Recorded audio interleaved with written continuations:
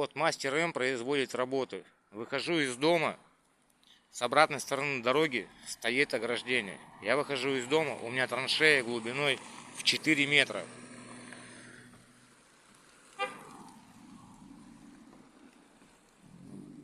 У меня ребенку 7 лет. Мне с ним надо перейти дорогу. Как? Посмотрите, какая траншея. Ничего, ни сходин, ничего нету. Прошу принять меры.